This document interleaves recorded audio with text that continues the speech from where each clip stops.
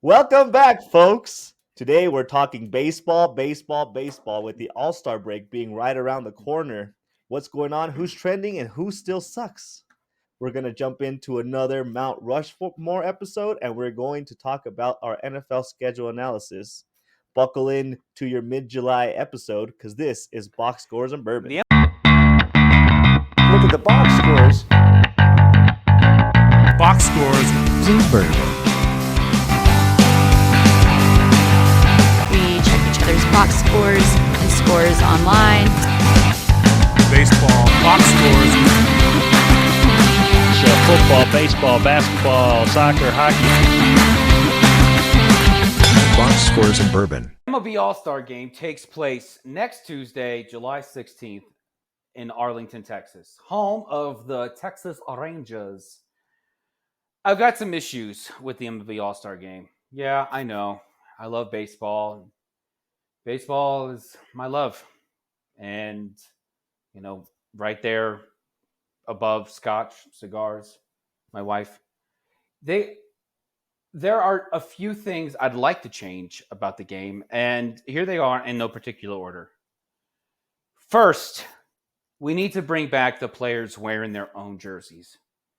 What happened to just having your team pride, your team show up to the All-Star game, ready to rock and roll, wearing the jersey that their fans have seen them play in for 82 games this season?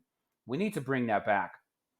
And because not only do we need to bring it back because of the aesthetics and the nostalgia of it all, but we need to bring it back because, number two, the All-Star Game does not go to every city anymore.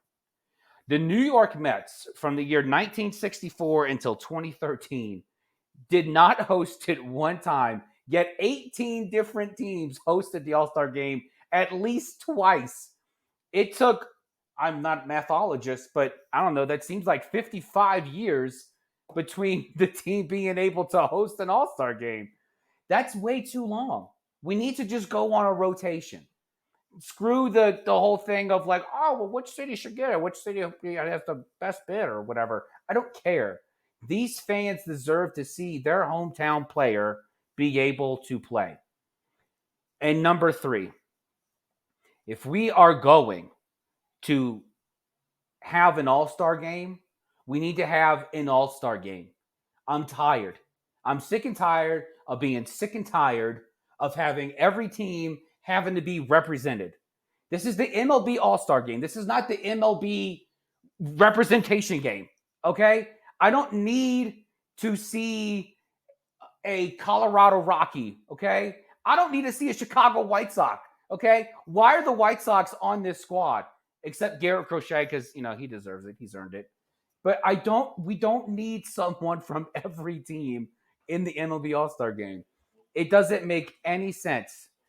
And so I would like very much for MLB to be able to go back to the jerseys. Let's rotate everything back to a ballpark every year. Let's just rotate it. The new expansion franchise gets to jump the list, and then we just go back going in circles. No more 55 years between the city hosting anything or a stadium hosting it. And then stop having every team be represented. This is the All-Star Game. I want to see all-stars. I don't want to see that guy's pretty good on that really bad team star. That's not what I want. Manny, I'm bringing you in, buddy. Welcome back to the pod. Thank you, JB. Welcome back. Welcome back. I'm glad you could get that off your chest. Yes. Let's start off on the right foot. Cheers ourselves into this episode. Cheers. Clinkety clink. Clink, clink, everybody.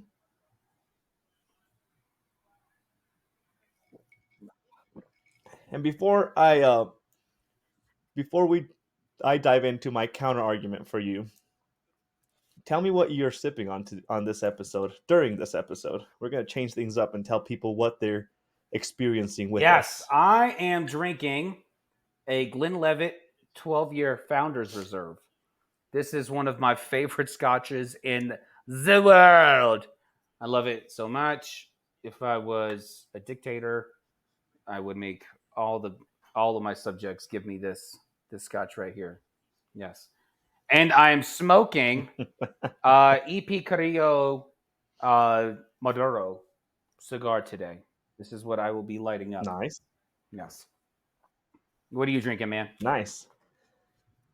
I have a similar bottle from that brand in my freezer, and I can vouch for the fact that it is a very good line of whiskeys. But I am sipping on a small batch 1792, which I am bringing back because I need to finish it. But that's also because it's really I enjoyable need to neat finish or on the it. rocks.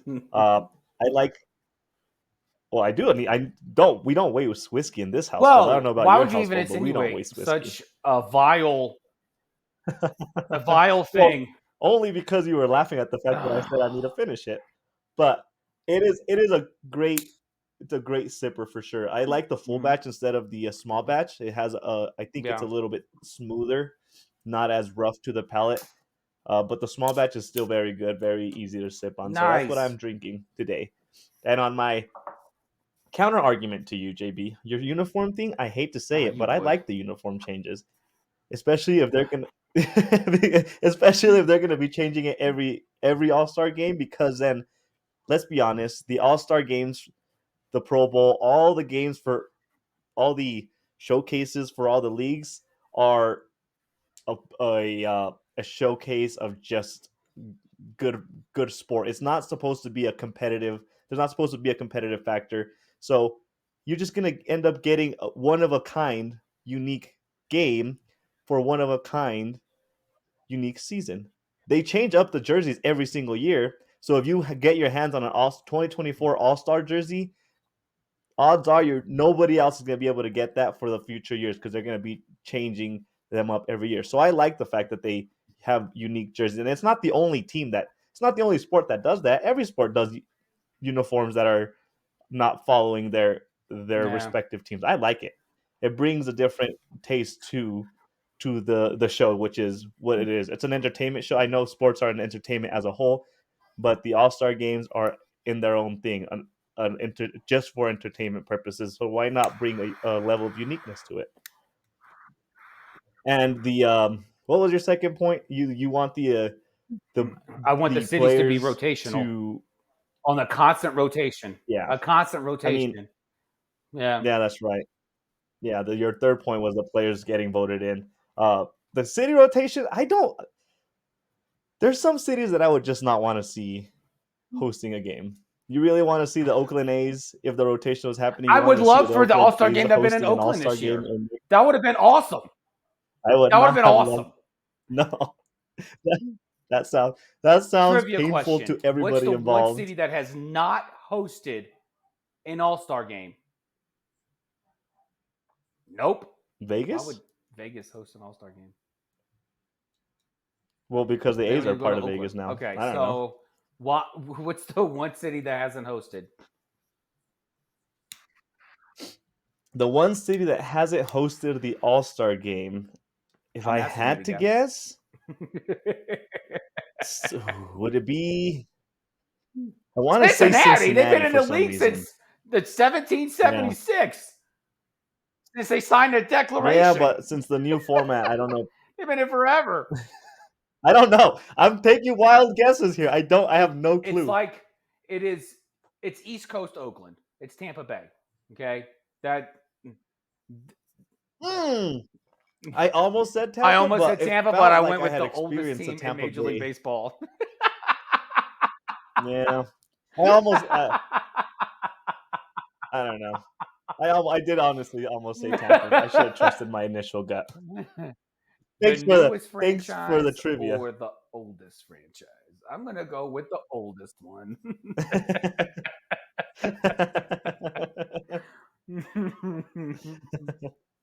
What's going on in baseball, JB? We are 2 days away from the official No, All-Star break. it is as of Thursday. right now. The All-Star Monday? break begins Monday. So we still have a weekend slate of games. Okay. My Cubs still have a 3 days 4-game away. set in 3 days against those godforsaken St. Louis Cardinals. And in that They should just start the repugnant All-Star break red. early I on. think What is that's it? the What is it official that they're name of the playing red they for? wear. Repugnant red. That would not What's surprise going me. on in Major League Baseball today? Paul Skeens. I don't know if you saw this. Paul Skeens was pitching a no-hitter I through did. 7 innings with Yeah. 99 pitches, and Derek Yeah. Shelton pulled him. And they all thought because he Yep. got through the 7th with 6 pitches, they're like, ooh, maybe he's got a chance here. Derek Shelton just yanked him. I'm like, oh, man, come on. Don't do that. Let the man try. Let the Yeah, that's man rough. try. I mean, like once I like the idea of, and this seems like it's a lost idea where if you're pitching a no hitter or a perfect game, they'll leave you into the moment you get like a Mhm. hit, and they're like, okay, that's it. I liked that when that was the case, but I feel like it makes sense on why they Yeah. would change it. I mean, pull him out. What do you? I don't know. Leave Just him. he's a kid. He's a grown He's a young man. kid. Why do 99 we pitches is an he's average. a kid. He's so young. He's a grown man. What do you? What do you consider a grown man? What do you do? We need to sit here because you're in your 30s. I'm about to be in my 30s. We can't sit here and say he's a grown man when he's First of all, 21. thank you for the compliment saying I'm in my 30s when I'm about to be 40. I appreciate that. Oh, you're But still in your 30s. but You're no, welcome. he's a grown man making big boy money So and dating what? the hottest woman on the planet. I think he can handle himself. I think he's fine. So because he has good taste, he needs to throw 100+ pitches. I don't Justin see the Verlander does it. I don't see the argument for that. 99 pitches. 99 pitches is a high count. He wasn't gonna. He wasn't gonna get through the whole game. He was not gonna throw a 120 No, pitch game. but if he got through the to try 7th inning with complete. 6 pitches, So what the hell's he the entered the difference? 7th inning at 92 pitches, left the 7th inning at 99 pitches. It's absolutely plausible. Yeah. He could have. I mean, it could have been 120 pitches, but who cares? Let him pitch. What do you mean? He who cares. He, Let the guy be competitive. you don't want. I'm sick and tired of all these guys like, You'll have- oh, well, we have to baby him. Why? He's a grown man. Let him go out there and be a big boy. JB, he's played 10 games so far. He'll have tons of chances to throw a perfect game and a no-hitter. Pull the reins back on wanting to see the excitement. He's already most likely going to be the starter for the All-Star game. So you want him rested He's not for going to that. pitch at all. Like, this is his last So- game. He's not pitching until the All-Star game. That's fine. And then he won't pitch again until next Friday. That's fine with me. He is a rookie. What do you want? You want to Fernando beat him to the ground the first Valenzuela. year? 99 This pitches happened is a well good before count. your time, okay? Once upon a time, there was a team called the 81 Yes. Dodgers, okay? And Fernando Valenzuela was on that squad. You know how many complete games he threw? Like 1 million, okay? He threw I think he threw Love like the math. he threw double-digit complete games that year. Double-digit. He finished his career in 96 having thrown over 100 complete games. That's how much this game has changed. This is you would say it's evolution. We're taking care of the people. No, this is a de-evolution. You are treating grown men as if they have the elbow of a Girl Scout. Like, oh, don't sling those cookies too hard, Chloe. You're gonna throw your elbow out. Oh, you've already sold 5. You should take a break. Like, let these grown men, let them pitch.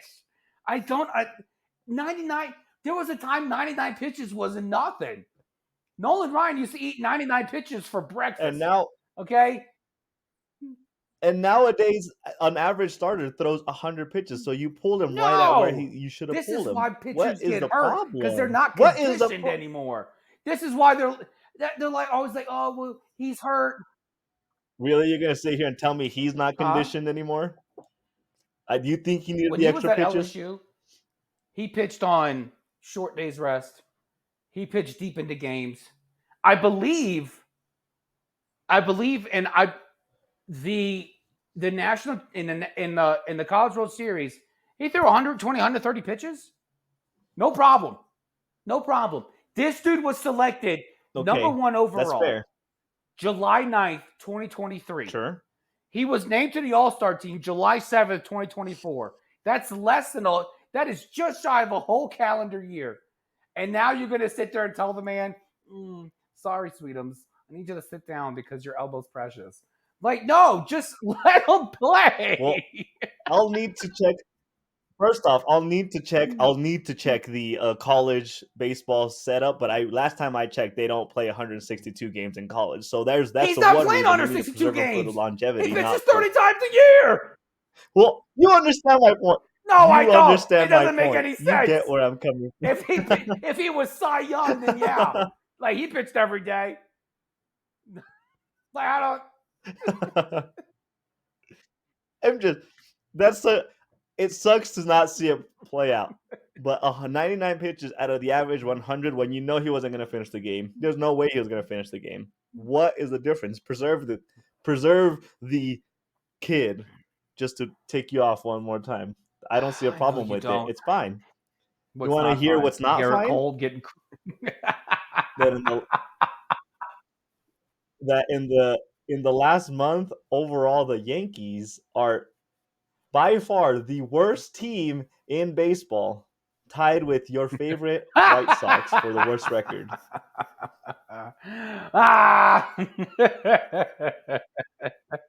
They are 6-14. 6-14. I think they're tied with the White Sox as the worst record since the beginning of June. I want to say, which is not bad. For those of you who don't know baseball, that's not good. No. That is not good. I don't know if you Anytime even you're need in to the know same breath baseball as to the know White Sox, that's not a good record. thing. Same sentence, same bracket. If you're within arm's reach of the White Sox, you're not in a good place. Did you see that stat about the White Sox? They And UConn, since opening day, UConn has won more games on Monday than the White Sox have. UConn's won one game since opening day on a Monday. That ended a long time ago. The White Sox have not won a Monday game at all this season. I love those like random comparisons. Just like when Russell Wilson was a Bronco, there was this trend where this guy started counting his touchdowns compared to how many bathrooms he had in his mansion, and it took him until week 10 to actually pass the touchdown to bathroom ratio. How did you feel about the All-Star voting though, or the selections for the All-Star? And I understand how you feel about representing all teams, but how did you feel about the players that are the starters? I don't have a real issue with it at all. There was, I forgot who was it that got snubbed. Who was it? There was something. It's hard for a player to really get snubbed in the MLB All-Star game because there's so many. No, there was someone who got snubbed. It was a pitcher. I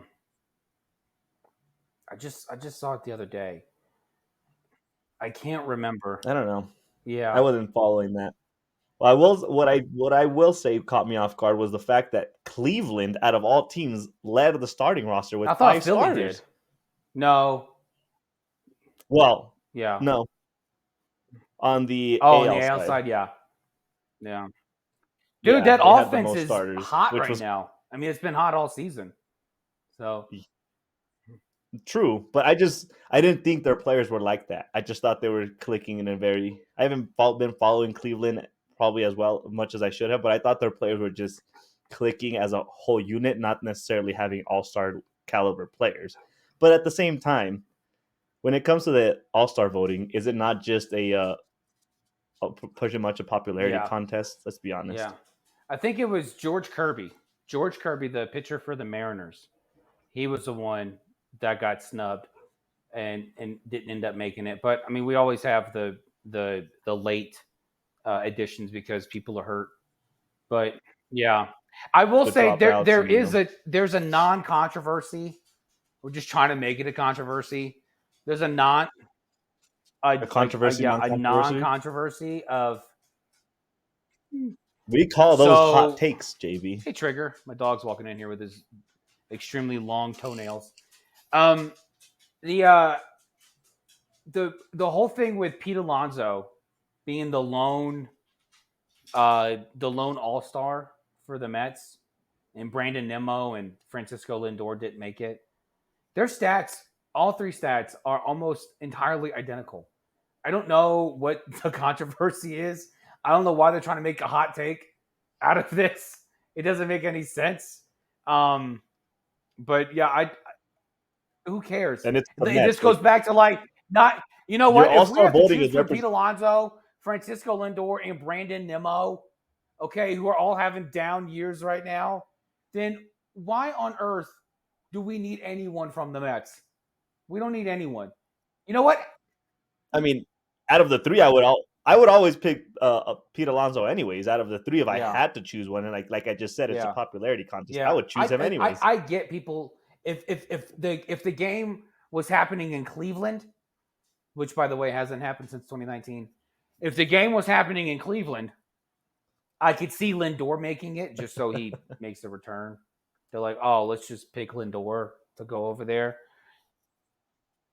I don't think that's how that works. Probably, but who knows how it works? on. It's stupid anyway. It just goes to show it's like, okay, well, who cares? I mean, honestly, like, well, we don't need a Met. Honestly, I would have picked Edwin Diaz just to see him get ejected for having a foreign substance. That would have been fun. Like, just let's see that on a much bigger stage. Let's do that. Imagine getting ejected during an All-Star game. That would Let's be play the stupid trumpet historical. song, and then have him run out, and then keep running because he's has a illegal substance. The song doesn't even finish playing. They check his hands, and he's ejected before the trumpets are done. Yeah, He's running with the ball like this. It's just stuck to his finger. totally Just legit, keep going guys. Get out of here. Totally legit. It's just resin and sweat, guys. It's just resin and sweat. That was the whole thing about. Let's sit down for a second and analyze what the hell is going on with pitchers starting to revamp their thing where they think they're going to get away with, we'll call it what the MLB calls it, illegal substances on their fingers for pitching. What is going on with this? I think it's just it's ridiculous. One, because everyone, like all of our dads and our grandfathers' favorite pitchers, they were using stuff back then. They just didn't get caught. There wasn't no rules against it. But now everyone's just so loud about it. They're so loud about like what they use to get sticky when all you need is rosin and sweat. That's all you need. And even if you had, what was it? Like suntan lotion or something. I think they use suntan lotion on their hands. Like even if you had that, that's fine too. But to sit there and I didn't think it was this bad of a pandemic. But for someone like Edwin Diaz and the other guys to get ejected because he's using a foreign substance, I'm like, be smarter. You haven't even reached the mound yet. Why are your hands sticky? Wait until you get to the mound. I don't at least wait till then. I don't understand what's happening here. And he's a closer. Give me a break. You're a closer? The whole point behind you being a closer is that you have like a short span of really good pitches, and you're going to say, well, I'm actually not that good at my job. I need something extra for the 1.5 inning that I'm going to pitch. Yeah. if that. That's just, it's just crazy talk to me. I do want to talk about the LA Dodgers and how they got owned by the Phillies this weekend. There was a snippet of the Dodgers rotation that's all on the IL right now, and they had what was this? They had Tyler Glasnow. Tyler Glasnow is on the injured list. Yamamoto's on the injured list. Otani's on the injured list. Yep. Kershaw is on the injured list. There was someone else. And then they just optioned their Dustin May is in the minors. Bobby Wilson just got optioned. I wasn't even tracking just how hurt that this rotation actually was. I wasn't tracking. And I'm like, my goodness, but I think it all goes back to just, the Dodgers have those 40-game stints where they just light up the baseball world. And then they go on this little there's a little decline for a little bit. But and they still have a 7.5 game lead over the Padres in the division. But I will say this: this is good for my preseason NL West uh, uh, uh, uh, division winner for the Division Diamondbacks pick. to be. They're only 9 games out now, which Yep. is huge based on just how well the Padres are doing earlier this season. But the Phillies they're still on a roll. Still on a roll. 60-32. I mean, they're not stopping. They are not stopping. And it's crazy because every team has had like a major injury for the most part. The Dodgers had a major Mookie Betts went out. I guess you could call it a major injury for the Yankees to have lost Stanton for a while. But my point is, Bryce Harper pulled his hammy at some point in the between, like what, like June 5th, Nope. and they didn't miss a beat, and they're still leading the division, and they're still destroying top dogs. Like that must have been the most high key name that went unnoticed when it came to the relevance of the team's success, because they just continued to do what they were And doing. there's an article out now in the Athletic about, because this Phillies bullpen is ridiculous, and they can mix and match all the time, have no problem. Jose Alvarado, Sir Anthony Dominguez, Matt Strom. They have these guys, and now they're talking about, hey, let's go get a 5th arm for the bullpen that we can just use at any time. Ooh. And I'm like, my goodness, and Dave Dombrowski is not afraid to make moves whatsoever. And that's what I've always loved about him, is that he will consistently go out and he will make the moves necessary in order to win. And just hearing this is like, I don't know who beats the Phillies. I know we talk about every regular season, in any sport, you're like, oh, well, no one's going to beat these people. And then it's like, when you get to the playoffs, they kind of fall off. There's no weakness with Philly. I don't know what the weakness is. I don't see it. And if they go out and they get another bullpen arm, and then hell, if they go out and get another starter, actually, if they go out and get another bullpen arm, they need a starter. I mean, they in a pinch, they could put Matt Strom on there. He was a starter for several years before he converted fully to the bullpen, and he's got the stuff that can last for at least 4 innings. But I don't see how the Phillies are stopped. I just don't. I don't see it at all. No. It's an impressive. And so it's intimidating whenever you see a team be that successful, because, like you said, like, who could beat them? And what if you're trying to be competitive? Like, it's hard to make moves mid-season to be competitive against them, because you can't even point at like a weakness that you can take advantage of. It sucks for the fans of other teams, but it's impressive that you're just overall. And those are the best teams. The best teams are the ones, like, even that year when the Dodgers went out and traded the whole kit and caboodle for Scherzer, for 3 months of Scherzer and a year and a half of Trey Turner. I mean, even then, it's like, it didn't. I don't think it amounted to anything, but like, it's just it just goes to show just how much of it's what separates the elite teams from the good teams, and the teams that just, and the owners that just don't care about their teams at all. Like, I'm hearing about, I mentioned before, the Dodgers, there was a rumor they're going to make a blockbuster, and at the time I mentioned, the Astros might be selling. This was before they got hot. Now they're only 2 games out of first place, but damn Houston. I wish we always had a problem in Houston. That'd be great. But I was like, to go Verlander and Bregman. But now I'm thinking, the White Sox are still floundering. The White Sox have no direction. Chris Getz, talk about a guy who fails upward. I mean, this guy is the GM of the White Sox, and he's done nothing to show that he's competent at his job. But he's got Luis Robert, and he's got Garrett Crochet. You will not sit there and tell me that no one's going to try to convince me that the Dodgers won't go out there and try to get a center fielder who has his own injury history. But when you're the Dodgers, you can put, you can make Robert your fourth outfielder. I mean that's how loaded you are. You can mix them. You don't have to put them. You don't have to put them out there every day.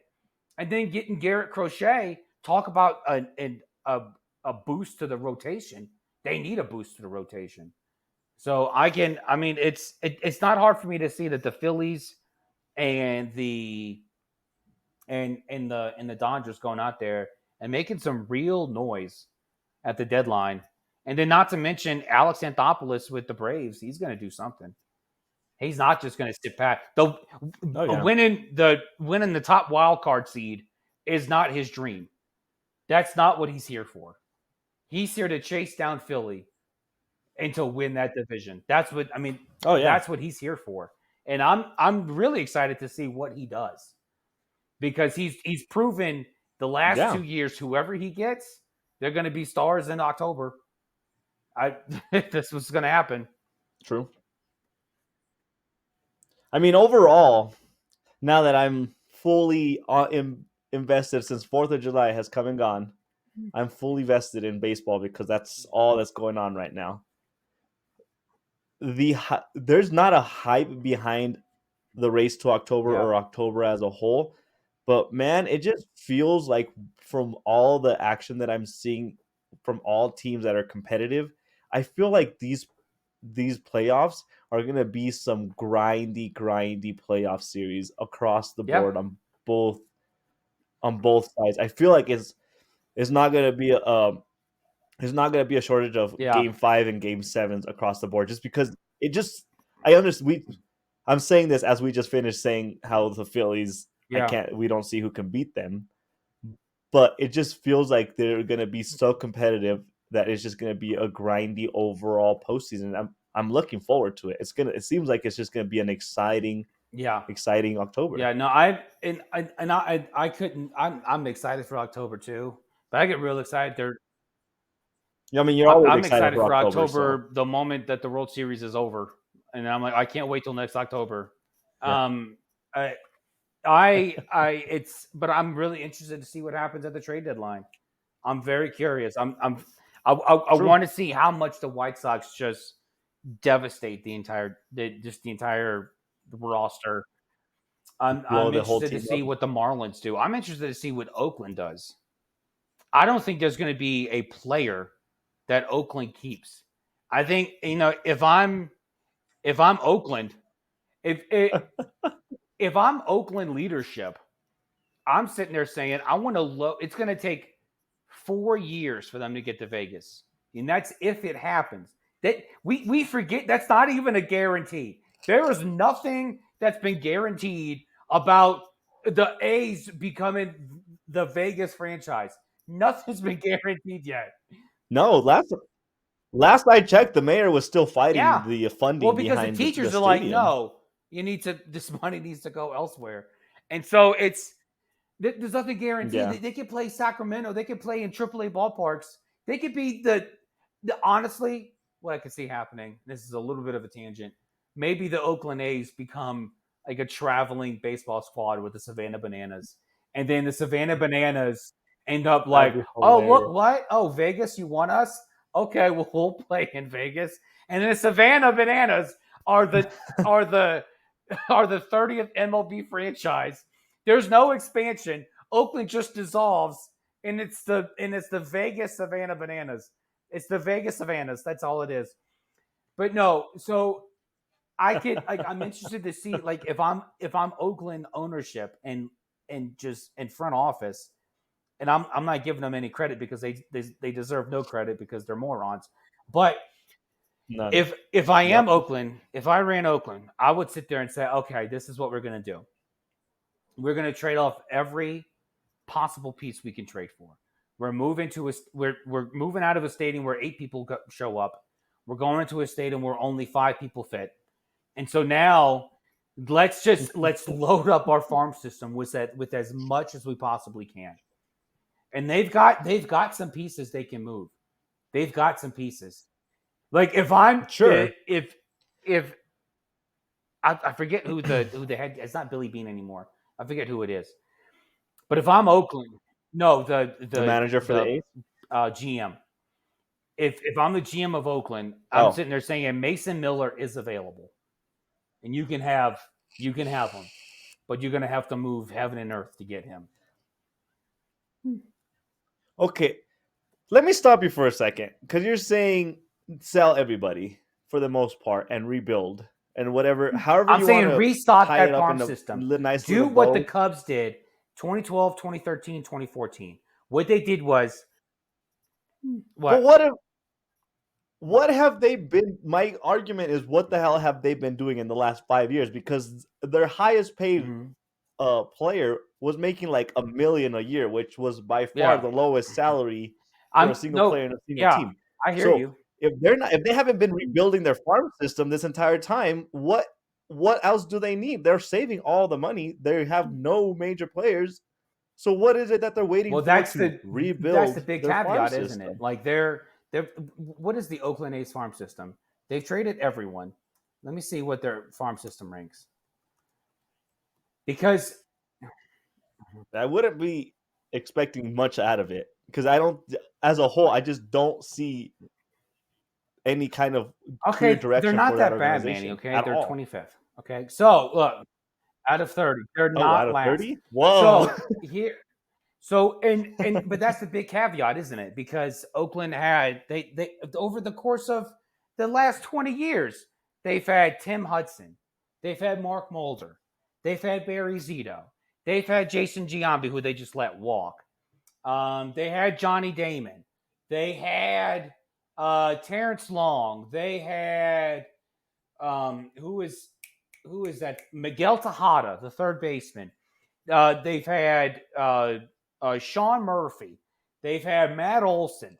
They've had nothing but players, and they've squandered the trades for them.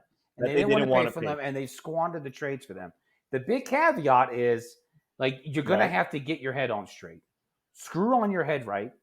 Go out and then get, like, if you're trading with the Dodgers, you really can't go wrong. Because the Dodgers always have a No, sure. loaded farm system, a loaded one. Go make whoever you trade with, go to the team that like hell. If I'm Oakland, I'm calling Baltimore, and I'm like, hey, let me raid your cabinet. Hey, the Dodgers, let me raid your cabinet. But you have to be smart about it. That don't just trade Mason Miller to Sure. the freaking New York Yankees. They got nobody. So like don't just trade them to anybody. Like go get some guys. But the guys you get, develop them, and then on the off years, sign veterans. Sign veterans that have a high probability of being flipped at the deadline, and then you can trade those guys for more. Just keep loading up the farm system.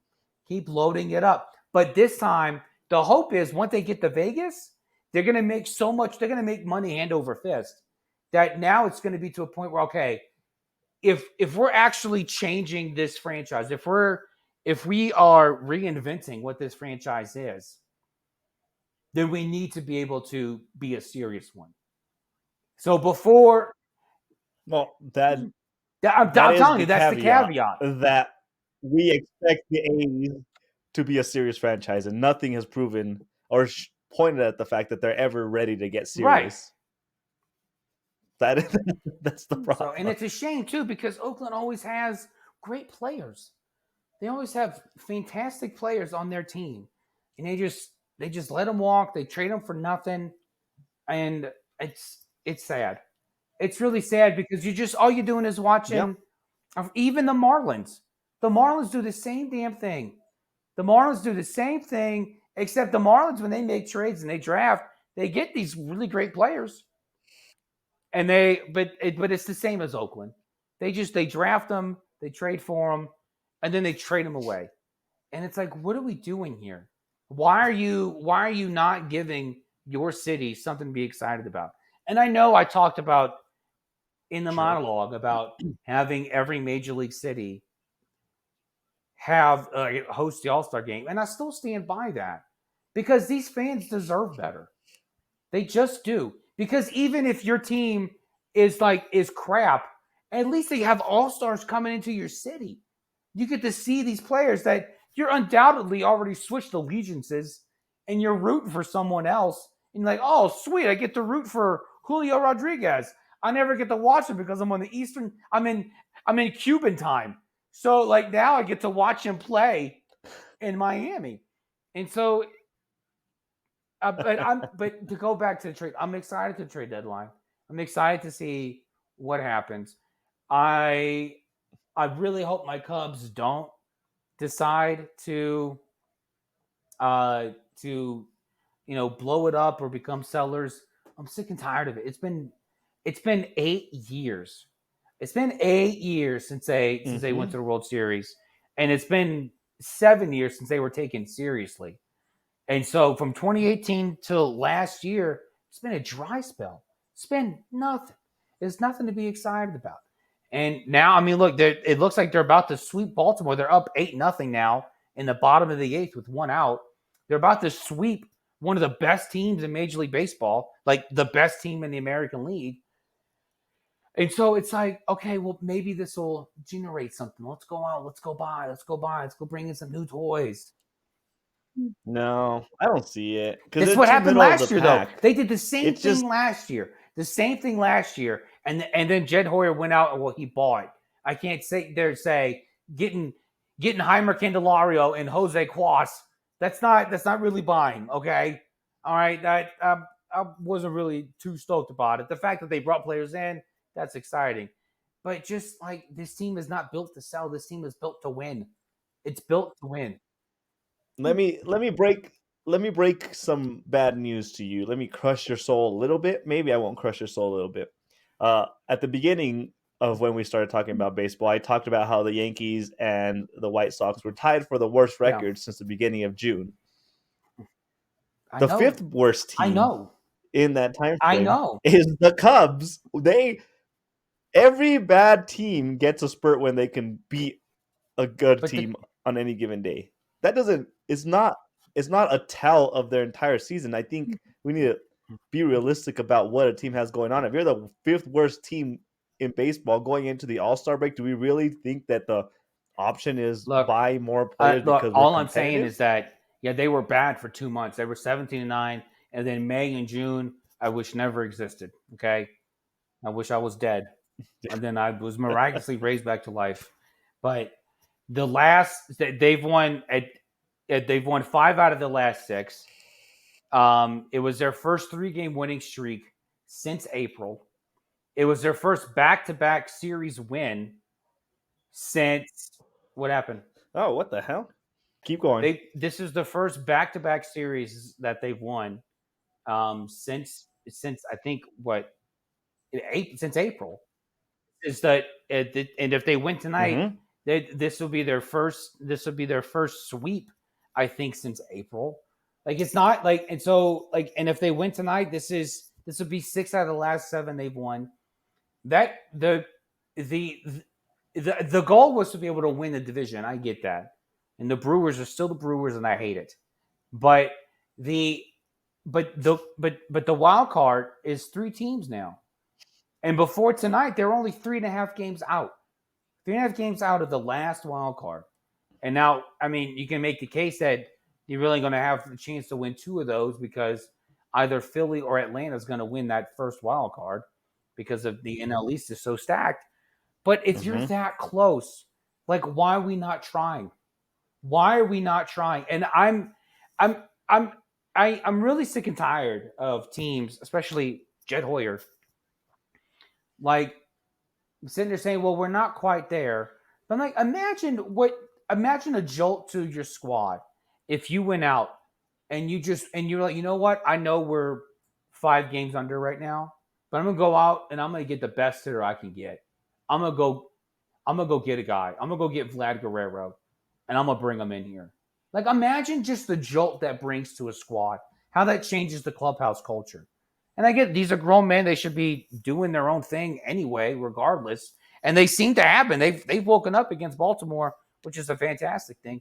I don't know why they threw Justin Steele out after 7 innings. He only threw 70 pitches. Again, don't get me started. But so that's what I don't understand is that, like, if you're showing signs of life now, if your offense is starting to click against like one of the best teams in Major League Baseball, your offense is starting to click. Your starting pitching has been on point for the last throughout the whole time. The starting pitching's been great, and the bullpen is starting to show like life of like real signs of consistency. This is a good thing. Let's add to it. Let's give that jolt. Let's do it. And I'll say, even with the Cubs, like they play the Cardinals 4 games in 3 days this weekend. That'll go a long way in telling exactly who this team is, or like what they're going to be. But if they could do this against, they can do it against St. Louis, and they should do it against St. Louis. But they haven't been, and that's the problem. And that's kind of where they should be better than what they are. But they are who they are. That's it. And so it's real tricky. But if I'm a GM, I guess my point is, if I'm a GM and I get to the All-Star break and I'm 3.5 games out of the last wild card, I'm buying. I'm bringing a jolt to my team. I'm going to try.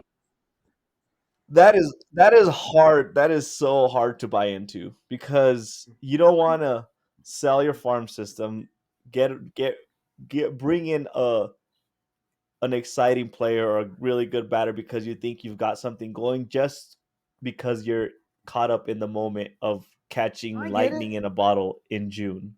If you were doing great in May and you carried it over to June, and then going into the All-Star break you're saying we're still hot, okay, fine. But just such a small sample, I think it's easy to get excited about something. I'm not trying to get excited about what's happening. I'm still very guarded, but I am a glutton for punishment, because I'm watching this team every night. I'm still watching this team, and I'm still fighting. I'm still rooting so hard, because any glimpse of hope, when they won 2 in a row, I'm like, ooh, all right, let's do it.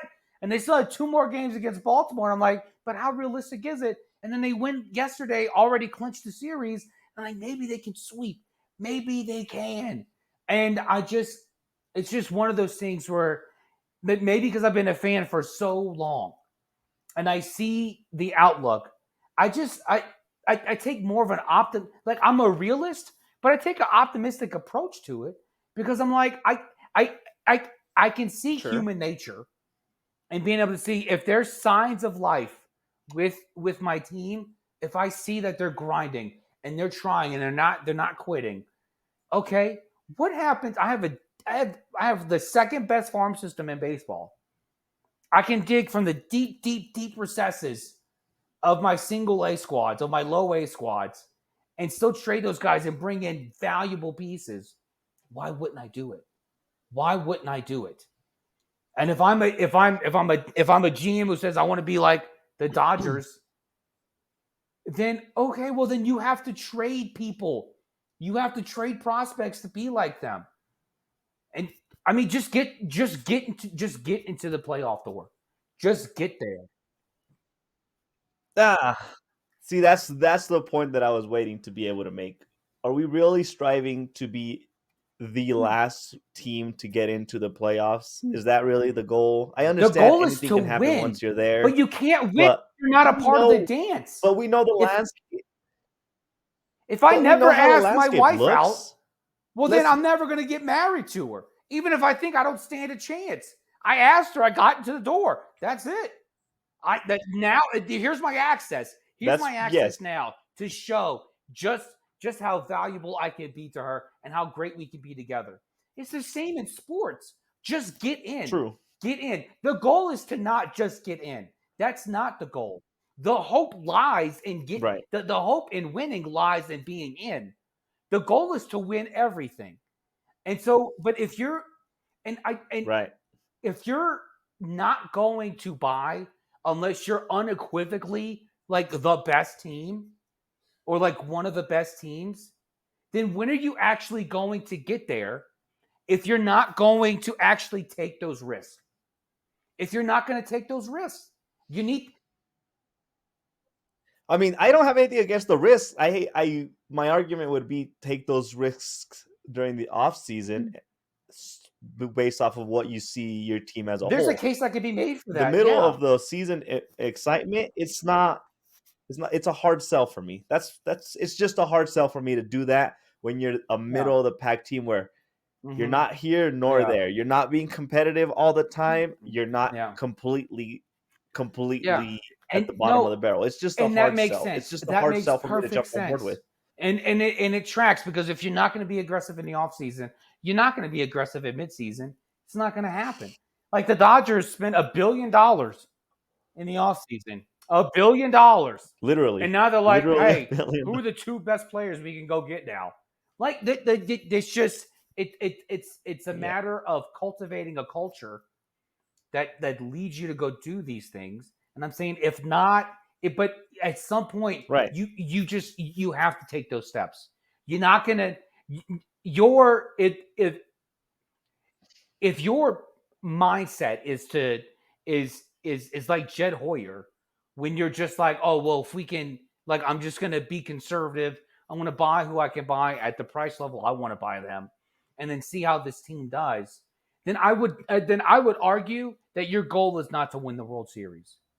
Your goal is to spend money proficiently. It's not even your money.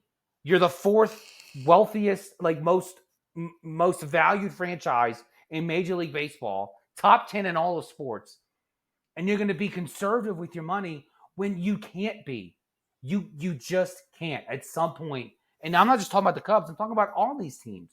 At some point, you have to take these chances. Like I'm pulling for the Pirates to go out there and go get somebody. There was a story today or a few days ago that was released in the offseason. The Pirates contacted Baltimore and said, we'll trade you Jared Jones straight up for Jackson Holiday. And I guarantee it, like, that would have been a great trade for both teams. The Pirates are probably loving they don't have Jackson Holiday right now. They could probably get Jackson Holiday for a little bit less because he's floundering so much in AAA with his high strikeout rate. But that's my point, is that, like, if you're not going to take the midseason and just ride the waves of what's going on, like, this is where it begins. It begins here. It begins mid-season. If you can sniff the playoffs, then go do something about it. Go buy somebody. Go get the best player you can get. That's all I'm saying. That's fair. That's fair. And I mean, and it goes. It's the same across all major sports. The race to the trade deadline is, if not the race to the championship of the respective leagues, the race to the trade deadline is second on that list as far as excitement level, because there is some unexpected moves that teams can make that makes or breaks your team, makes or breaks your season, and easily makes or breaks your future for the next 5 years. It is an exciting time. I can't take that away from you. To bring it all back together, I am excited to see what teams pull the trigger on some out of the blue trade that could impact the season as a whole. It will be a great time. When's the trend deadline? August 1st July this 20th, year. I want to say. July 23rd. Well, no, it's either August 1st or July 30th. I think it's July 30th. Well, no, there was one year July. it was There's August no way 1st. it goes into August. Well, either way, my point being that between now and pretty much from the All-Star break to the July trade deadline, 30th. it is all hands on deck. Okay. So yeah, between where the All-Star break will start on Monday, which will Thursday. be, I don't even know what day we're in anymore, will be the 15th. So you have 2 weeks of grinding, all management being in the office and trying to see, getting a grasp of where your team is honestly at, what pieces are actually available. Because you can call and ask for, Aaron Judge. You can make the call, but it's not a realistic thing that you could actually trade for. But it's overall just a time where anything can happen, and it is something that is worth looking forward to for sure. I can talk baseball forever, but we're approaching the hour mark. Let's move on to the next segment. Let's do Mount Rushmore and schedule analysis for two lucky fan bases. Let's get this going. Let's pull up the wheel real quick. Let's see what we have going on. Are you ready, JB? Spin the wheel you want for me me to spin the first. wheel for you first? Here we go.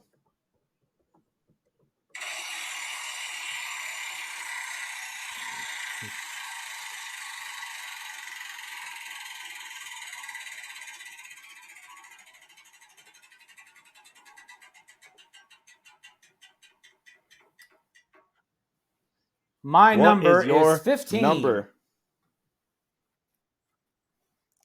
15, JB, gets you Ooh, the Niners. hey, the Cowboys' favorite backup team. Cowboy fans love the Niners. We love getting eliminated by the Niners. It's like a national tradition this is at this going to be point. too easy, and you'll be disappointed because I will not be picking a running back.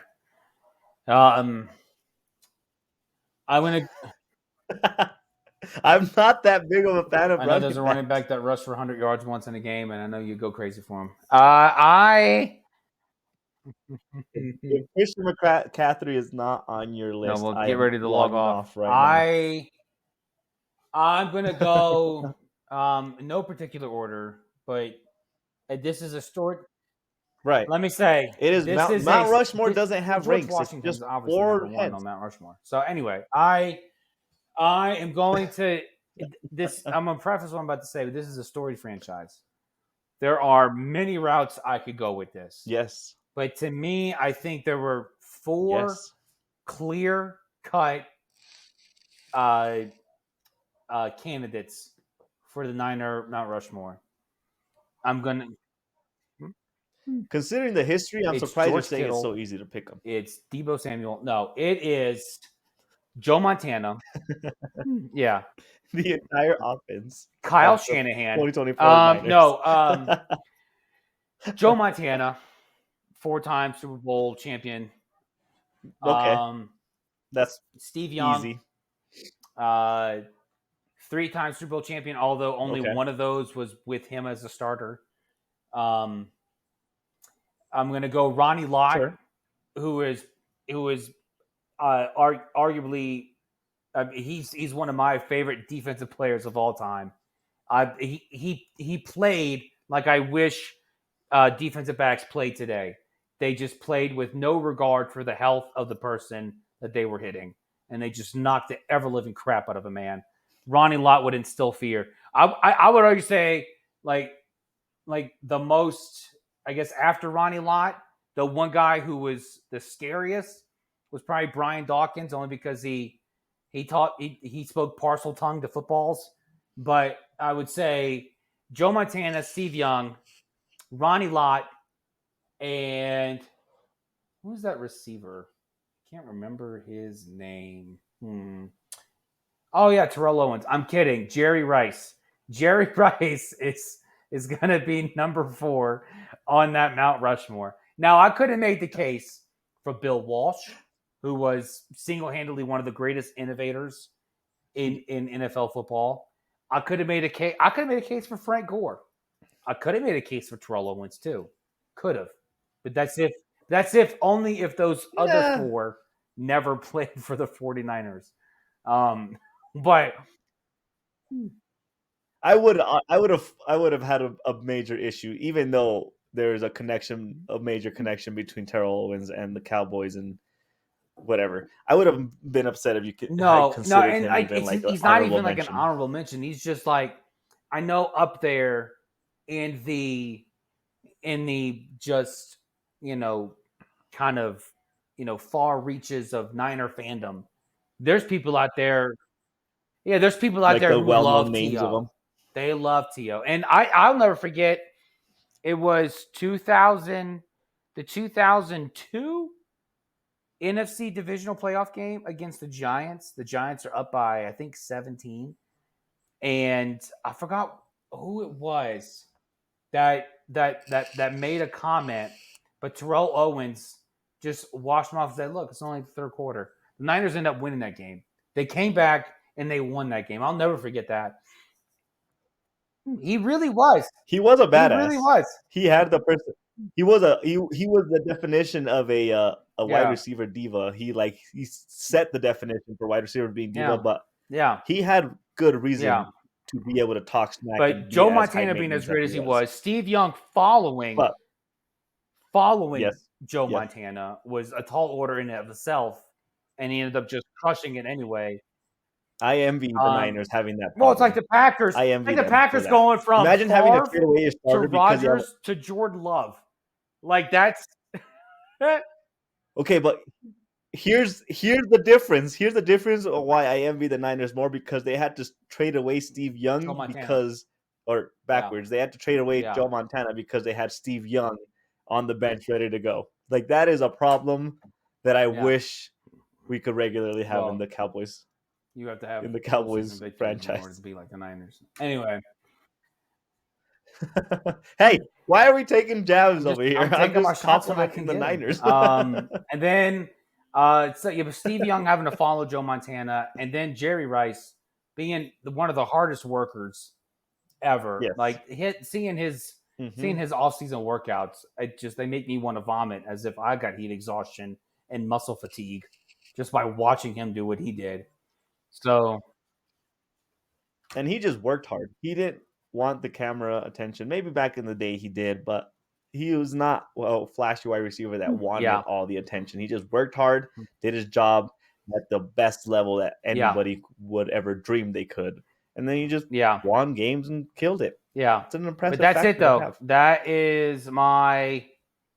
Those are my. Oh, this is so stupid. That's my top four: Joe Montana, Steve Young, Ronnie. No Lott, complaints, Jerry JB. Rice. Yeah. No complaints whatsoever. All right. No complaints. I can't argue with that list at all. Yours. Let's spin.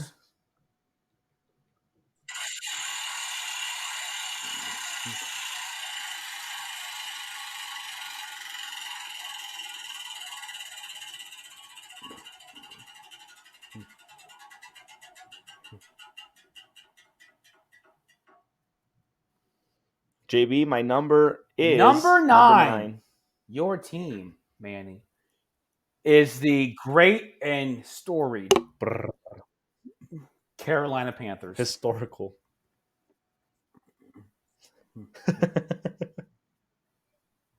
This is a blessing in disguise, because the Panthers are not a very old franchise. There's not. Usually I run into the problem where I don't know teams' history back in the 80s or 70s or however far back you want to go. This was not too hard for me. Let's start off with Julian Peppers. Who's Julian? Is that Julius' cousin? Huh? Oh, Julius. Sorry. Julius Peppers. I would have just called him Peppers. Mr. Peppers himself. Julius Peppers. Yeah, Mr. Pepper. Chili spicy pepper. I mean, he was defensive rookie of the year. He averaged pretty much double-digit sacks his entire career. He left Carolina. I want to say he played 6 seasons with Carolina, and then went to the Bears, then went to the Packers, still dominated, and then went to go finish his career out back with the Panthers and still dominated through his entire tenure. That's pretty impressive. I mean, I have a special place in my heart for defensive ends and defensive tackles that dominate their position, because it is a hard feat to accomplish when it comes to sacks and getting to the quarterback. So, he would be my number one in no particular order. My number 2. This is, you might start getting. If you say Cam Newton, I'm going to punch you in the face. It is Cam Newton. It is Cam Newton. JB, let's be realistic here. Cam Newton, MVP, put the Panthers. Honestly, he put them on the map. Let's he if it wasn't for Cam Newton, the Panthers would have regularly been nobodies. He showed up. He made the team explosive. They started filling up stadiums. Took him to a Super Bowl. I know there was a second Super Bowl and they choked in it.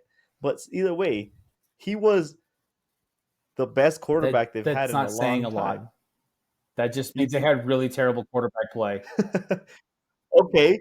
Well, we're not sitting here talking about NFL quarterbacks. We're talking about specific teams, and he is one of the best quarterbacks that the Panthers have Okay, had. keep going. Yeah, I already hate this list. Go ahead, keep going. I hate it so much. I don't even want to hear what you got to say for the next Number two. 3.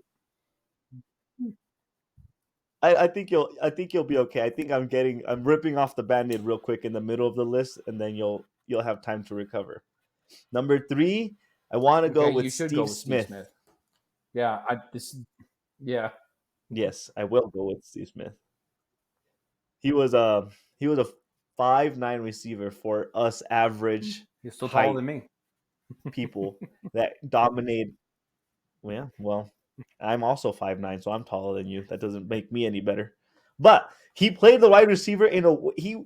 I feel like he established an aggressive wide receiver position in a way that hadn't been before. He wasn't a flashy speedster, tall, that was going up for the ball on like 3-on-1 coverage. He was just very aggressive, very passionate, and he was willing to knock you out before you knocked him out. I loved the passion that he had for the position and overall for the sport. So he's an easy pick for my Mount Rushmore. Okay. And last but not least, what was that linebacker that we all cried when he retired Please, a little bit tell me too early? who you're about. Okay, okay, you Luke you Kuechly. kind of redeemed yourself. Okay, you kind of redeemed yourself because when you said Cam Newton, I'm like, there's no way this dude's gonna mention Luke Kuechly. There's no way. There's Why would I I don't know where not? your head's at. What did you just had I no? don't You know. just I would didn't have have high argued hopes Jake for DeLong me. was a better quarterback than Cam Newton. No, no. I will pass the judgment to our viewers and listeners for them to tell me I am wrong for saying Cam Newton. You might not like his personality, but the person that we can agree on is Luke Kuechly. He dominated. He knew every play that was going to happen for the next 10 plays before they happened. He would sit there and call them every single play out. He dominated his position for not long enough. Yeah. And it's honestly a heartwarming story that he retired young, because I wish maybe what the Panthers ended up turning into, we wouldn't have seen greatness out of Luke Kuechly if he was loyal to the Panthers. But it leaves you wondering what could have been from his position, because he was so dominant for, what did he play for? 8 years He at was most? drafted in He didn't play for a long 2012, time. retired in his last season was 2019. Yeah, so 7, 6, Yeah. 9, 8, 7. Yeah, 7 years. So for 7-year career, and you're just like at his time the marquee representation of how you play that position. It's not a hard choice to make. So those are my 4. Besides Cam Newton, any other arguments You that you joked have with me on about my not list? picking McCaffrey for the Niners. I would have made a case for McCaffrey for Carolina. Not so much. I would have made a bigger case for Carolina than for San Francisco. I would have. I could have gone with Greg Olsen. Dude was a monster tight end. I did consider him. But who would? The easy answer is Cam Newton. But who would you honestly take out? Greg from I would take out Cam Newton to put Greg Olsen in. It's honestly a hard. I would have taken out Cam Newton just because Greg Olsen was so much more consistent for a longer period of time. And then maybe, and this is going to sound biased just because he played for the Saints, but Sam Mills made his name as a linebacker with the Saints, but he was one of the original members of the expansion team in Carolina. Played for 3 years. The Panthers retired his number. He's That's in fine. the Panther Hall of Fame. So I mean, it is hard because Carolina's 15 seconds old. So it's not. I mean, they haven't been around for a Yeah. long time at all relative to the history of NFL football. They've been around 90, 95. So what? Yep. 29 years. 29. Yeah, 29 years. My So Yep. I am the so year it's of the not. Panthers. I mean, I'm glad you brought up Julius Peppers, Steve Smith. I'm so happy you brought up Luke Kuechly. I'm so happy you did. Oh yeah, for sure. That's an easy one. That he should have. If I had to rank them, he would have been the number one. But we don't rank in Mount Yeah. Rushmores. We just All right, pick 4. let's get to schedule analysis. Yes, let's dive right into it. You ready? I'm I have your ready. list right here for your beloved Niners, your Yeah, that's sneaky it. Yeah. fandom Okay. team. All right, hit me. Week 1, they will Week one- host the Jets. They don't host the Jets in week 1. Oh, they do host Sure the they Jets do. in week 1. I'm You're gonna looking at the preseason. I'm gonna say that is a W. Okay. Week 2, they go to visit the At Vikings. Minnesota, W. Easy pick. Okay. Week 3, they go to visit the Rams. At LA, L. Oh, okay. Interesting. I'm surprised by that. Week 4, they host the W. Patriots. That is a W. Week 5, they host the Cardinals. W.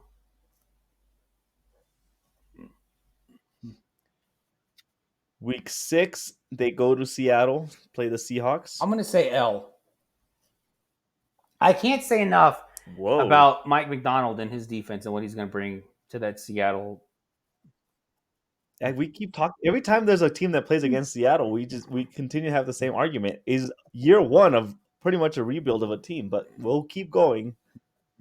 Week 7, they host the Chiefs in a Super Bowl rematch. You know what's crazy? That's not even a W. primetime game. That's an afternoon game. Kyle Shanahan knows how to win Nice. regular season games. Okay. Week 8, he does. That's the only thing he knows how to win. He'd be fit well with the next team that they will be hosting, the Dallas Cowboys. W. I think Dallas is going to be so dysfunctional this year. It's already squaring up that way. Like It's already dysfunctional. It's already just regular season dysfunctional, which is odd. Okay. Yeah, that is weird. I thought maybe you were going to say Dallas just because Dallas knows how to win regular season games and doesn't do anything with them, but I can't argue with the Niners beating them. Week 9, they have a bye, and then week 10, they go to Tampa to play the Buccaneers. W. Week 11, they host the Seahawks. W. Week 12, they go to the Packers. L. Wow. Week 13, they go to Buffalo, so they'll stay up in the Midwest. Have you ever seen the map ever? They're at Wisconsin, and then they go at Buffalo. They'll stay up there. Kind of Midwest. Yeah, are you it's looking the at same. the I can Louisiana spit across the territory? I can spit from Wisconsin. I can skip. What are you, I can Thomas spit Jefferson? from Wisconsin Okay, to New York. At Buffalo, I'm going to say W.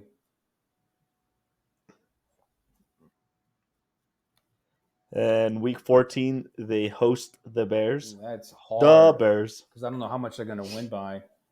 W. Nice. You snuck that one in there. You caught me off guard. Week 15, they host the Rams. W.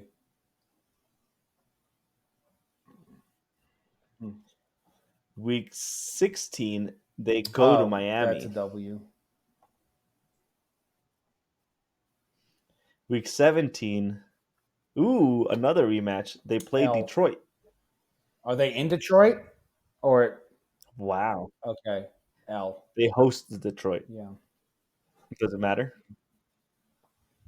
No, I didn't think so. And then week 18, they Yeah. finished the season going to Arizona I'm to gonna play the say Cardinals. L because Arizona's they've been like a really like late season team. So I go 1, 2, 3, 4, 5, 6, Okay. 7, So 8, you 9, got them 10, winning 11, 12. 12 Yeah. games. 12 and 5. Not bad. Okay. Yeah. Sounds about right for a Niners squad that's going to choke at some point in the Okay. playoffs. Let's look for you. Okay. I will tell you this about the Niners. If they can't get it done this year, they're not getting it done in No, they're this not. No, this is regime of their coach last and chance to player. do it. The only hope I have for them, and because one, they need to Yeah. start paying these players, and two, after this year, They're going to have to pay. They're going to have to pay the most expensive yeah. position player out there. All right, week 1, Carolina at New Orleans. Loss. Good man. You're welcome. Week 2, Chargers. Week Loss. 3 at the Raiders.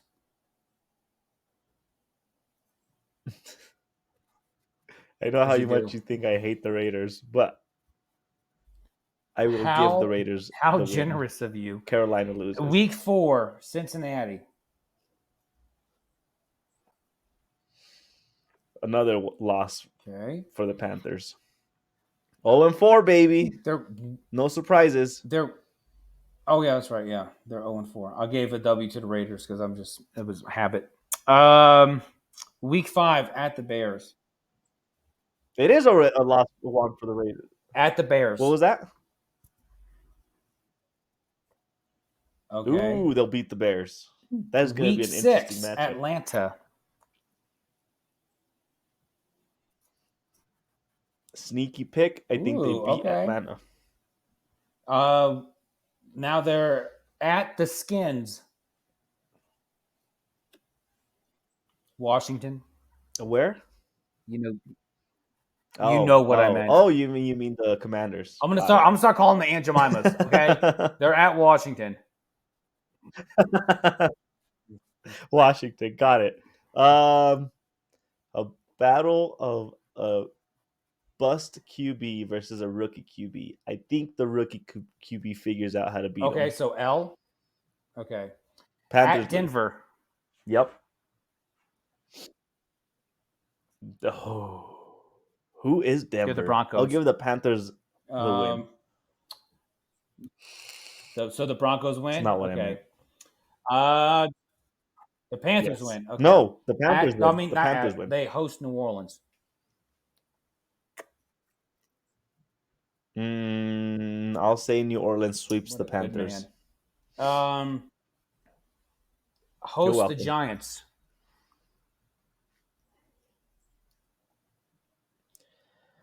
I don't know who the Giants are either. I'll say the Panthers win that Okay. game. The bye week. Kansas City.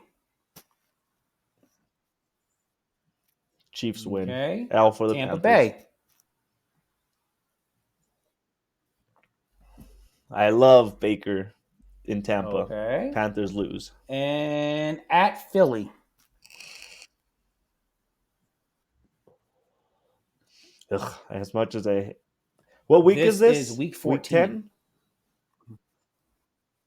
Oh, week 14. My math is not on point today. Yeah, I'll still say Philly wins. Philly likes choking at the end, Okay. but not this They host time. Dallas. Of course they do. Dallas wins. There's no way.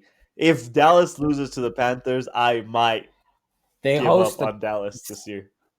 I have low expectations. I'll say this. I have low expectations for Dallas. If they still manage to lose to the Panthers, they no host the recovering from Cardinals. that. Week 16.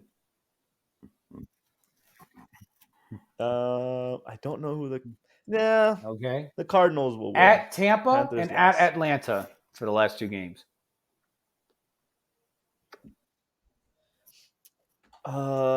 Atlanta Okay. will win. I will say Okay. they'll beat 1, 2, Tampa. 3, 4, So I think I 5. went. I think they split the division beside the 5 Pats. and 12 for Carolina this year. That is a whole. What is it? Which I 3 will say, wins more. Dave That's an Canales upgrade. in Carolina is going to be a revelation for Bryce Young. If Dave Canales, you mentioned Sure. you love Baker in Tampa. Baker in Tampa was Baker in Tampa because of Dave Canales last season. So, and then I believe it Sure. was he's the one that reinvented. I think he reinvented Geno Smith too. So, like, No. You're I thinking might of be. somebody Well, else. no, So he wasn't Geno with Tampa. Smith. I'm saying, Uh, wasn't he the quarterback coach in Seattle when Geno Smith first got there? no, I'm tracking who the quarterback coach was for Seattle. And it's not him because he just got hired as a head coach for somewhere else. I want to say did he get hired for? I don't know, but I feel like that doesn't sound right. Let me see. I think it was Geno. Maybe we, we'll have to look into it and reserve the right to be changing our Yes, we minds. do. We do. Um, he was the passing game That coordinator is our when Russell Wilson had his best year in 2020. And then he was quarterback coach in 2018 when Wilson posted his best passer rating, and again in 22 when Geno Smith went through a resurgence. Yep, it was Geno. Yeah. Okay. okay. I was wrong. Um. Okay. All right then. Now that we got that out the way, let's do All everyone's right. second favorite segment. I would say it's It everyone's was. number one favorite segment because this one It's is true. permanent. Yeah. The other one is I'm temporary. ready. Are you ready? Let get things going. Oh, JB, My give me number one your fix fix of of six, six. and I was going to open up with a monologue for this, but I might do this at another time when it gets closer. But NCAA announced that the NFF, I forgot what the name of this little committee is that decides who makes the College Football Hall of Fame. They have said that when the time comes, Mike Leach will probably not be inducted into the College Football Hall of Fame, which, if that's the case, is such a freaking shame. Mike Leach is. I talked about Bill Walsh being one of the great innovators of NFL football, just football with the West Coast offense. Mike Leach was no less an offensive innovator, and he was an innovator at 3 of the hardest schools to be an innovator for: Washington, Texas Tech, Washington State, and Mississippi State. They the uh, the benchmark for a coach to make the College Football Hall of Fame is to win 60% of your games. The Mike Leach, mind you, he died of heart complications. I don't think he asked for it, but he died of heart complications in 2023, and he died with a 59.6 winning percentage as a coach. If he had one more year at Mississippi State, one more year, he eclipses that easily, and we're not having this discussion. The mere fact that he is not going to be considered is a damn shame. He went 4-7.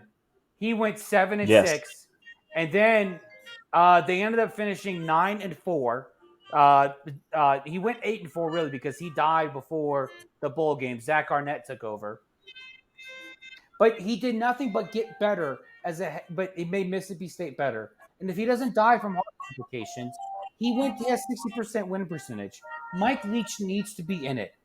The loads of stories from this guy and about how the players and assistants and coaches that have worked with him and played for him throughout his entire career are nothing short of astounding. And uh, you could you could write books, and the world cannot contain the books written about this guy. If NCAA football does not get this Yep. right, this is a rounding error. We do this for Major League Baseball. We round up the batting averages if it's above 5. And I guarantee you, none of these men who make the decisions are going to sit down and round down their own financial worth because they were like 99 cents below or a penny below $1 billion. They're going to call themselves a billionaire. Okay, in 2025, this man needs to be inducted into the College Football Hall of Fame. Number 2, we go from a great to a great diva, LeBron James. LeBron James, you are how big of you to save the Lakers $3 million? Oh, so big of you. Oh, LeBron, you never cease to astound me with your just delusional just sense of who you are and how great you are to the people around you. I get it. You're a great family man. You love your wife. You love your kids. You want to play with Bronny. That's fantastic. But to sit there and say that, oh, I got out of a $50 million contract and signed a 2-year, $101 million contract so we can stay under the second level so we can go sign some people. Okay, why don't you you're a gazillionaire? Why not just re-sign for 2 years for $60 million, and then you have all this money left for the Lakers to be able to go better the team? I don't understand how you're going to sit there and applaud yourself for saving the franchise $3 million. Congratulations, you're single-handedly running this franchise into the gutter, and you couldn't be prouder. Number 1, go ahead. He pause. LeBron came out and said their goal was to bring in another big name player, and it wasn't for the lack of effort that they didn't bring in another name player, which is why he was willing to take a pay cut. So I'm guessing his mindset was, well, if nobody else is going to come, I'm going to take you for everything you got, which is the typical definition of a freaking And every thug. player that they could have brought in has chosen the Sacramento. They and all these teams that are not the Lakers. They're not the Lakers. When you're choosing Detroit and Sacramento and San Antonio over the Lakers to win a championship, there's something wrong with you, dude. Number 1, fix of 6 for JB is the MLB draft needs to be its own entity. I like the thought and theory of mixing it up with the All-Star game, day 3, wrapping up on Tuesday, next Tuesday. But it's going to be really difficult for MLB to sell anybody on the greatness of the MLB draft, on the future of MLB. If you have the futures game, the MLB draft, the home run derby, and the All-Star game in a 3-day span. It's really hard to get people excited about that when you don't brand it to be something that's bigger than it should be. Even the NBA draft is its own thing. Hell, the WNBA draft is its own thing. No one knows when it is. It allegedly happens every year. We still don't know when it happens. The NFL draft does it right. They do it right because people love football. But I'm telling you, if you do this with MLB and not just in a basement in the MLB studios, do it in a city. Do it in a city. Do it the same thing you do for NFL football. Just make it more of an event. Get people excited for Major League Baseball. And this is one of the best ways to do it, is to get people excited for the future of the game. Those are JB's fix of 6. All right, my turn. Ready, JB? Manny's number 3 on your fix of 6. AJ Minter threw a 3-pitch inning for the Braves in, the bottom of the 9th to get the Braves to win. And it would be just like the Braves. They're I'm not not a the huge Yankees, Braves fan no. just because personal fandoms that live in my life from other people in my life. But that is impressive on its own. I can tell you I was able to watch the entire inning or the bottom of the inning in one video that lasted a minute 30 seconds. That's with the pitch clock. 3 pitches, bottom of the 9th. Also that. But That is just impressive on its own. The funniest part was that the commentators were referencing it after pitch 2, and one of the commentators, I forget who said it, he said, "Oh, are we about to see a 3-pitch inning?" Next pitch, ground ball to the shortstop, and game was over. Kudos for the Braves for continuing to impress us with what the hell they have Yep. going on down there in Atlanta. The good old Good Midwest job. city of Good job, Atlanta. ATL. Manny's number. Yeah, that's about all they got going. Number 2 on Manny's fix of 6. JB's favorite player, Kawhi Leonard, has backed out of the Olympic roster for the USA basketball team. Based off of the information that we're getting, it is because he suffered a small hamstring strain, and the Clippers said it is not worth you representing your country and risking our season on the USA's behalf. But we have always known that Kawhi has been injury prone. If this was a decision that was going to be made, make it in freaking May, Yeah. early June, when the rosters were being selected. Don't wait until he starts the exhibition games and be like, you know what? This doesn't benefit us. I understand the Clippers are in panic mode and they're in free fall mode because they lost Paul George and now all they have is Kawhi and half a foot of James Harden. But you knew what was happening. You knew what you had. So for the Clippers to sit there and say, "Oh, all of a sudden it's not worth our time," that is just laughable all on its own. And Manny's number 1 fix of 6. JB, you'll like this one because it undermines the Yankees franchise as an entirety. Rafael Devers is averaging a .667 batting average against my favorite pitcher that I was looking forward to, my very own Garrett Cole. He has had 9 at bats, 6 hits, 5 home runs in his last 10 at bats. That is makes me cry a little bit because I was the entire April May timeframe I was hyping up how much better the Yankees were going to be once Garrett Cole came back, and then this man shows up and gets 3 home runs back to back on Garrett Cole in the most recent 3 at bats.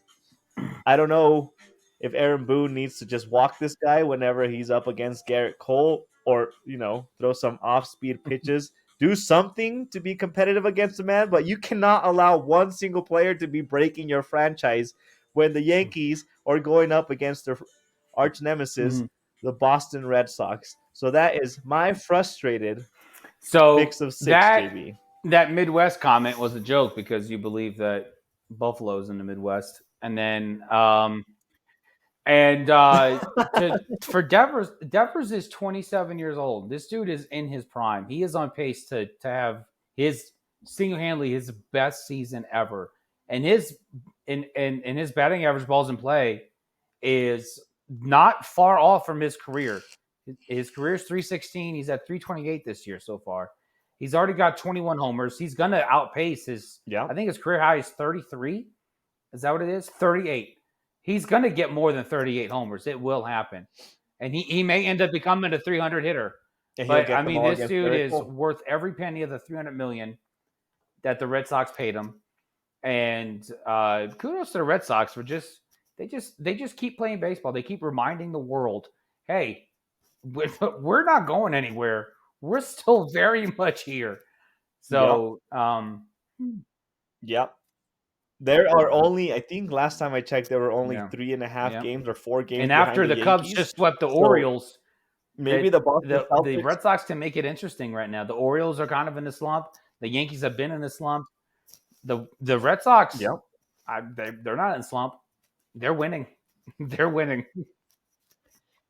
That's a perfect way to bring it full circle into the fact that the Red Sox are not a team to be messing around with if they're in your division, because they have something brewing, or they've just figured out their division and are just very competitive against their division. But kudos to them. Kudos to them is correct. Kudos to them. As a Yankees players, that pains me to say that. JB, that does it for this episode of Box Scores and Bourbons. Bourbons. So many bourbons. Singular bourbon.